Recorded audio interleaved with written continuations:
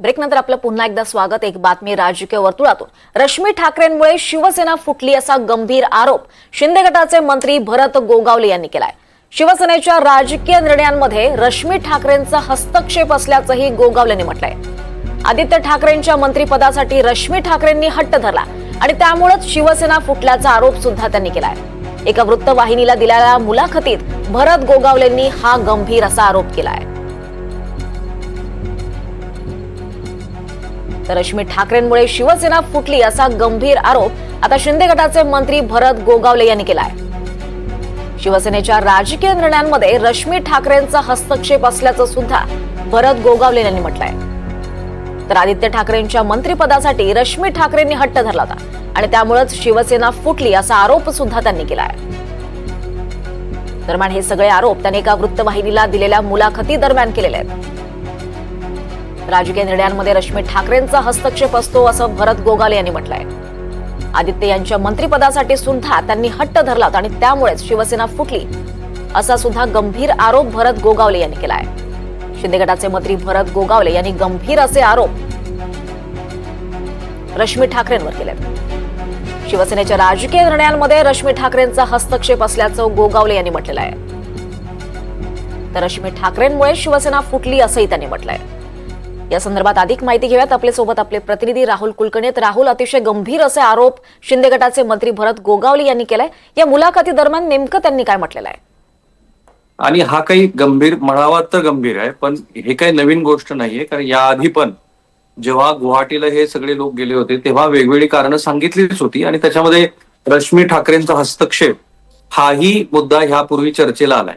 आता त्यांनी एका वृत्तवाहिनीला जी मुलाखत दिली त्याच्यामध्ये ते असं म्हणाले की रश्मी ठाकरे यांचा आदित्य ठाकरे यांना मंत्री करण्याबद्दलचा आग्रह होता आणि त्या आग्रहामुळेच रश्मी ठाकरे यांच्यामुळेच शिवसेना फुटली।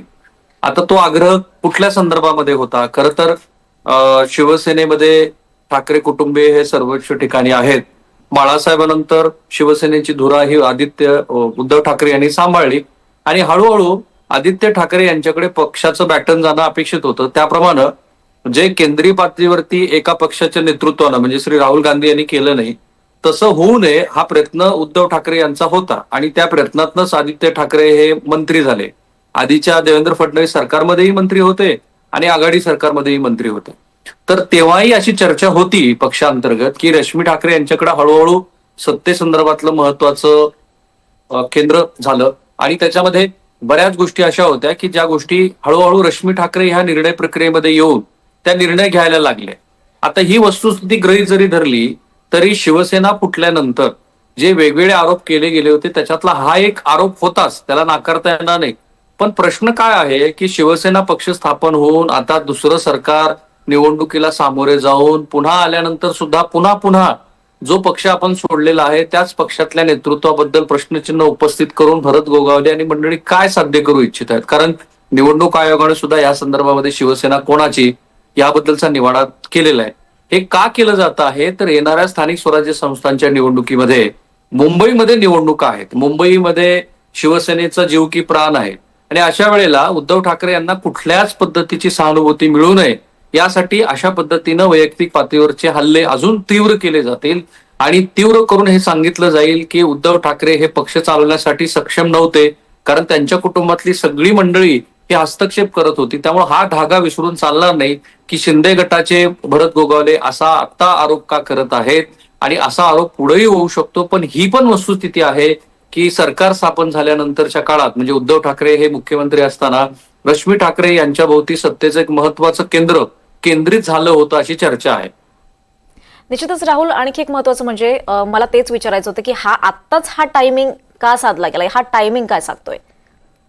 तेच आहे, म्हणजे एकतर पक्षांतर्गत खतखत पण खूप आहे। एक जे भरत गोगावले यांना हवं आहे ते काही मिळत नाही। रायगडच्या पालकमंत्री पदावरून आता त्या पालकमंत्री पदाला स्थगिती देऊन सुद्धा 3-4 महिने उलटून गेलेले, मुख्यमंत्री काहीच बोलत नाहीत।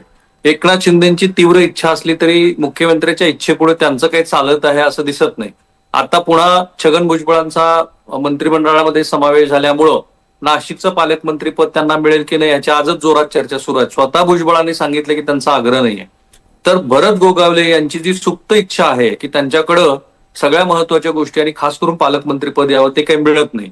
दुसरं त्यांच्याकडे जे परिवहन सारखं महत्वाचं त्यांच्याकडे राज्यमंत्री पदाचा जो चार्ज होता, आता तर ते स्वतःच मंत्री आहेत, तर तोही त्यांना मिळालेला नाही. आणि मधल्या काळामध्ये त्यांनी जेवढी कृती केली त्या सगळ्याची चौकशी सुरू आहे. अशा वेळेला आपलं स्वतःचं अस्तित्व, त्याबरोबरच त्यांचा तटकरे यांच्याबरोबर सुरू असलेला वाद आणि त्या निमित्ताने ते चर्चेत राहणं, एकनाथ शिंदे यांच्याबरोबरची त्यांची सलगी, आणि मी मगाशी म्हणालो तसं की येणाऱ्या स्थानिक स्वराज्य संस्थाच्या निवडणुकीमध्ये पुन्हा एकदा ठाकरे कुटुंबियावरती हल्ला, अशा सगळ्या एकत्रित गोष्टी असतात. आणि राजकारण कधीच सरळ चालत नाही, ते दुडक्या चालीनच चालतं. अडीच गरज घोड्यासारखं ते असतं. आणि म्हणून भरत गोगावले जे बोलतात त्याच्यामध्ये हा संदर्भ असावा, कदाचित पक्षातल्या त्यांच्या शिवसेनेतल्या वरिष्ठ नेतृत्वाला ज्या गोष्टी बोलायच्या नाहीत, म्हणजे जसं आता रुमाल फिरून त्याने दाखवला ह्या तटकरेंच्या भोवती, तर हे तर त्यांना बोलायचं नाहीये. ती जी न बोलण्याची गोष्ट आहे ती कदाचित भरत गोगावले करतायत, जे अजित पवारांच्या पक्षावर टीका करायची आहे, जे उद्धव ठाकरेंच्या पक्षावर टीका करायची आहे, आणि काही दिवसानंतर ते कदाचित भाजपवरती पण बोलताना आपल्याला दिसतील. पण मुख्यत्वे दिसतं आहे की भरत गोगावले अस्वस्थ आहेत.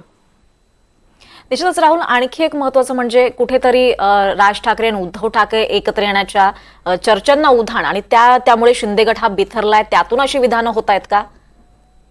नाही, ठाकरे गटांच्या एकत्रित येण्यासंदर्भामध्ये अनेकांनी अजूनही आशा सोडलेली नाही. थोड्याच वेळापूर्वी संजय राऊत जे बोलले की असं झालं त्या बैठकीमध्ये, तसं झालं वगैरे, तर ही तर इच्छा आहे की दोन्ही शिवसेनेनं, म्हणजे शिवसेनेच्या उद्धव ठाकरे गटानं राज ठाकरे यांच्या बरोबर यावं. राज ठाकरे पण त्यांच्या पद्धतीनं आपला पॉलिटिकल स्पेस चाचपणी करतायत. म्हणजे ते ज्या पद्धतीनं मुख्यमंत्र्यांना भेटते झाले आणि त्याच्यामध्ये हिंदी वगैरे सारखा मुद्दा आहे, जर दोन्ही ठाकरे एकत्रित आले तर त्याचा सगळ्यात मोठा फटका हा एकनाथ शिंदेच्या शिवसेनेला बसेल. कारण हार्डकोर हिंदुत्वाच्या मुद्द्यावरती जो कुठला मतदार आहे तो पुन्हा उद्धव ठाकरे यांच्याकडे जाण्याची शक्यता तुलनेनं फारच कमी आहे.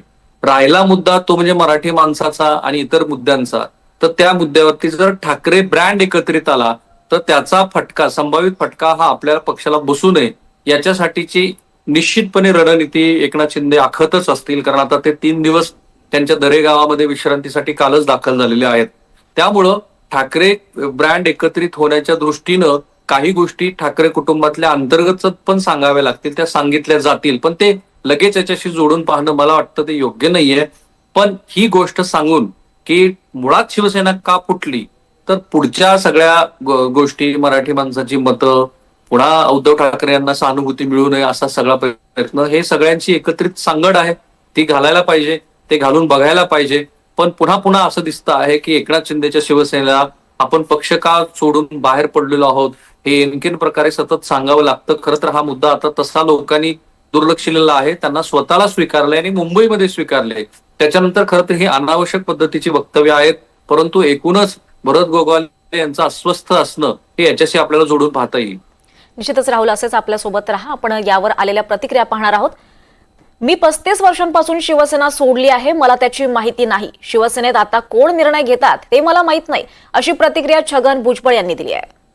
तर भरत गोगावलेंना ही माहिती कुठून मिळाली हे माहिती नाही, असं उदय सामंत यांनी म्हटलंय. मला सांगितलं की मला त्याच्यामध्ये काही वादविवादात पडायचं नाही. काय मी त्याच्यासाठी खास मोठा इच्छुक आहे अशातला अजिबात भाग नाही. काय नाशिकचा एक बालक म्हणून मध्येच सांगितलं, मला नाशिक आणि नाशिक जिल्ह्यासाठी जे काही करायचं आहे त्याच्यासाठी मी मंत्री असो, आमदार असो नसो, मी प्रयत्न करीत राहणार. मी एकदा बाहेर पडल्यानंतर परत काही जाण्याचा माझा काही मुद्दाच नव्हता, समजलं ना. त्यामुळे मी तर त्याचा काही प्रयत्नच केला नाही की त्यांच्याकडे जाण्याचा. त्यामुळे चुकीचे काही वाक्य माझ्या तोंडात टाकू नका. नारायण राणे देखील जाण्यात इच्छुक होते असं म्हणत? अजिबात नाही, काही इच्छुक वगैरे. हां, बाळासाहेब होते तोपर्यंत कदाचित कोण काही प्रयत्न करत असतील काय गोष्ट, पण त्याच्यानंतर मी तर निघाल्यानंतर जे काही रणकंदन झालं तुम्हाला कल्पना आहे. मी तर रेव्हेन्यू मिनिस्टर झालो, त्याच्यानंतर बऱ्याचशा ठिकाणी जे महाराष्ट्रामध्ये माझे निदर्शनं झाले तो भाग वेगळा. काय बाळासाहेबांचं आमचं सुद्धा काय याच्या एकमेकाच्या विरुद्ध जे आहेत टीका टिप्पण्या झाल्या, आणि त्याच्यानंतर मग सर्वजण मिटलं सुद्धा. आम्ही एकत्रित वस्तू बाळासाहेबांनी बोलवलं वगैरे, देवस्थाना झाल्याचं मिटलं. परंतु आम्ही आमचं काम करत होतो आणि बाळासाहेबांना शिवसेना त्यांचं काम करत होतं. आमच्यामध्ये जे आहे नंतर एकमेकाबद्दल प्रेम नक्कीच पाहिल्यासारखं होतं, परंतु तिकडे जाण्याचा वगैरे काही मुद्दा नव्हता. माझ्या सकट कुठच्याही मंत्र्याला महायुतीवर बोलण्याचा अधिकार आहे असं मला वाटत नाही. शिवसेनेचे जे आमचे प्रमुख आहेत एकनाथ शिंदे, देवेंद्रजी फडणवीस आणि अजित पवार याच्यावर बोलू शकतात.